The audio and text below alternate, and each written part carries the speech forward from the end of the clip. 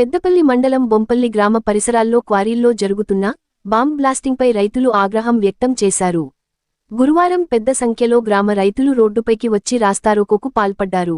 క్వారీల్లో నిరంతరంగా జరుగుతున్న పేలుళ్ల కారణంగా భూమి కంపిస్తున్నట్లు అనిపిస్తోందని, పంటలు తీవ్ర నష్టానికి గురవుతున్నాయని వారు ఆవేదన వ్యక్తం చేశారు. భూకంపాల్లా దద్దరిల్లుతున్న శబ్దాలు, గాలిలో వ్యాపిస్తున్న దుమ్ము కారణంగా పంటలు ఎండిపోతున్నాయని రైతులు ఆరోపించారు. రోజూ బాంబులు పేలుతూనే ఉన్నాయి. పొలాల్లో పంటలు నిలబడలేని స్థితి వచ్చింది. ఇలాంటి పరిస్థితుల్లో రైతులు ఎలా బతకాలి అంటూ ఆందోళనకారులు ప్రశ్నించారు. ఇప్పటికే పలుమార్లు అధికారులను సమస్యపై అప్రమత్తం చేసినప్పటికీ ఎటువంటి చర్యలు తీసుకోకపోవడాన్ని రైతులు తీవ్రంగా తప్పుబట్టారు. పరిష్కారం లేని నేపథ్యంలో రోడ్డుపైకి వచ్చామని, ఇకపై తమ ఆవేదనను నిర్లక్ష్యం చేస్తే పెద్ద ఎత్తున ఆందోళనలు చేపట్టక తప్పదని హెచ్చరించారు. క్వారీ యాజమాన్యం నిర్లక్ష్యం కారణంగా పంటలు నాశనం అయ్యాయని, రైతులకు తక్షణమే పరిహారం చెల్లించడంతో పాటు బాంబ్ బ్లాస్టింగ్ కార్యకలాపాలను నిలిపివేయాలని వారు డిమాండ్ చేశారు. పరిస్థితిని అదుపులోకి తెచ్చేందుకు పోలీసులు ఘటనాస్థలికి చేరుకుని ఆందోళనకారులతో మాట్లాడారు. గ్రామంలో ఉద్రిక్త వాతావరణం నెలకొన్న నేపథ్యంలో రైతుల సమస్యపై అధికారులు వెంటనే స్పందించాలని ప్రజలు కోరుతున్నారు. మా నాన్న పేరు వచ్చేసి బలరాము.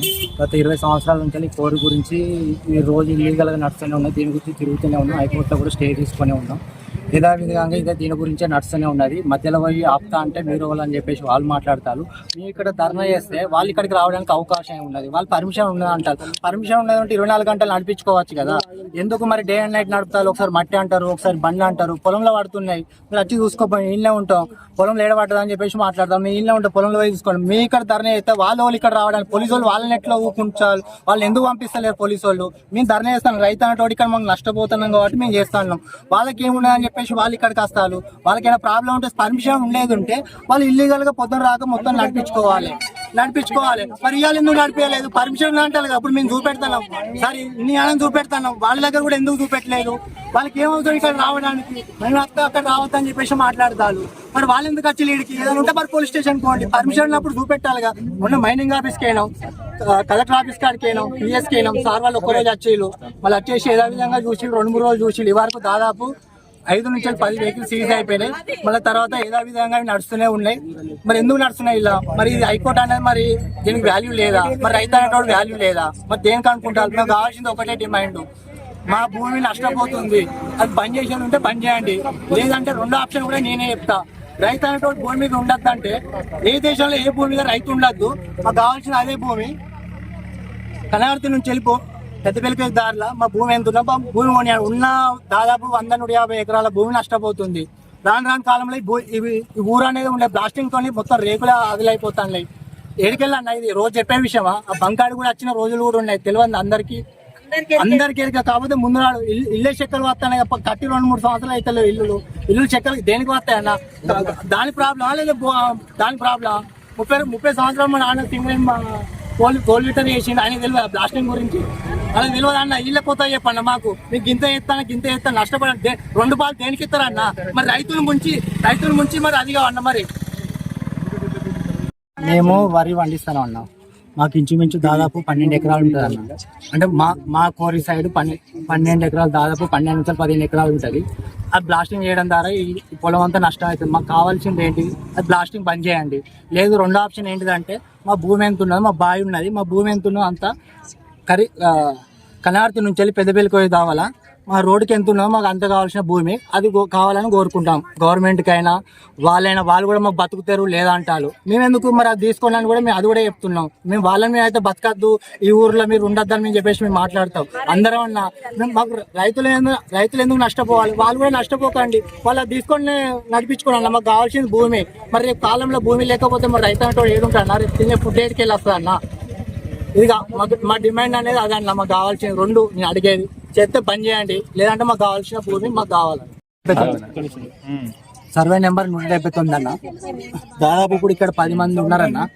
10 మంది ఎగ్జాక్ట్ గా నేను చెప్పలేను కానీ దాదాపు ఇంచుమించు 50 నుంచి 100 ఎకరాల పైనే ఉంటుంది కానీ తక్కువ అవుతుండదు అని నేను కరెక్ట్ చెప్పాలంటే. ఇక మరి ఇప్పుడు ఇది జరుగుతున్న విషయం మరి అధికారులకు ఎందుకు తెలుస్తలేన్న? మరి అధికారులకు రోజు కంప్లైంట్ ఇస్తాను కొద్ది తీసుకుంటారు, మరి వేలు పెడతారన్న. మరి అధికారులు ఎందుకు వచ్చేసి ఎంక్వైరీ చేయరు? అధికారులు వస్తారు, 1 రోజు 2 రోజులు వస్తారు, చూస్తారు, ఏదో విధంగా పోతారు. మరి అధికారులు ఉన్న తర్వాత మరి మీ ఎందుకన్నా? మరి రైతు అవసరం లేదనేది ఉంటే మరి ఉన్నట్టు అన్న. మరి మీకు పొలం పండిస్తే ఏమంటారు? మేము వీళ్ళు పండించేది వరి అన్న. నీకు వండిస్తే ఏమన్నా అంటారు అంటే ఇప్పుడు వండించాను నువ్వు తింటలేవా? ఇప్పుడు ఇక్కడ నుంచి ఏ దేశాలకు పోతాను, ఏ రాష్ట్రాలకు పోతాను, ఎక్కడికి పోతుంది? గవర్నమెంటే సాల్వ్ చేస్తా. సన్న బియ్యం ఏడికెళ్ళి వస్తానన్నా? మరి రైతు వండించకపోతే ఈ 100 ఎకరాలు, ఎకరమో 100 ఎకరాలు, 50 ఎకరాలు మరి వండించకపోతే మరి రేపు అనేటోడు రైతు అనేటోడు ఏడుంటాడన్నా? ఈ జనరేషన్ నాకేం అవసరం అన్న చేయడానికి? రేపు వచ్చే జనరేషన్ లో ఓడి ఎత్తాడన్నా? అగ్రికల్చర్ అనేది ఇది అయిపోతుంది. మరి బండలు కడతాయి, కోరీలు నడవద్దు, దానికి పర్మిషన్ లేదు. నా పేరు మెతుకు ప్రణీత్. ఇక్కడ 179 సర్వే నెంబర్లో అక్రమంగా కోరి నడుపుతారు. అసలు దానికి ఎలాంటి పర్మిషన్ లేదు. లీజ్ క్యాన్సిల్ అయింది, హైకోర్టు నుంచి స్టే తెచ్చినాం, అన్నీ ఉన్నాయి. మమ్మల్ని దొంగతనంగా బెదిరిస్తారు, మా పొలాలలో బండలు పడుతున్నాయి, ఆపమంటే ఆపుతారు. మీరేవాళ్ళు మమ్మల్ని దగ్గర చేపతందుకు మా దగ్గర రాకూరు, మీకు మా కూరలు అడుగు పెట్టకూరు అని అంటారు. దానికి ఏ విధమైన పర్మిషన్ లేదు. మా పొలాలలో బండలు పడుతున్నాయి, మేము స్టే తీసుకొచ్చుకున్నాం, 10 సంవత్సరాలు కొట్లాడుతాను. దానికి ఏ దాంట్లో పర్మిషన్ లేదు. పర్మిషన్ లేని కూరలని నడుపుతారు. అవి బంద్ కావాలి మాకు ప్రజెంట్. ఎంఆర్ఓ ఇచ్చినాము, మైనింగ్ ఆఫీస్ ఇచ్చినాము, కలెక్టర్ ఆఫీస్ ఇచ్చినాం, పోలీస్ స్టేషన్ అందరికి కంప్లైంట్ ఇచ్చినాం. ఏమంటారు అధికారులు? ఏమంటారు కంప్లైంట్ పిటిషన్ తీసుకుంటారు, సప్లై ఉంటారు, పిటిషన్ తీసుకుంటారు, సప్లై ఉంటారు. అధికారుల నుంచి ఎటువంటి స్పందన లేదు మాకు. ఇదివరకు వాళ్ళు వచ్చి సూచింది లేదు, చేసింది లేదు. ఇక్కడ మరి న్యాయం మీకు ఏం జరగాలి? మాకేంటంటే కోరి అక్రమంగా దానికి ఎలాంటి పర్మిషన్ లేదు. మేము భూమి లాస్ అవుతున్నాం, మాకు ఆ కోరి బంద్ కావాలి. మరిన్ని లేటెస్ట్ అప్డేట్స్ కోసం SN Telugu news TV channel ని సబ్స్క్రైబ్ చేయండి, లైక్ చేయండి, షేర్ చేయండి.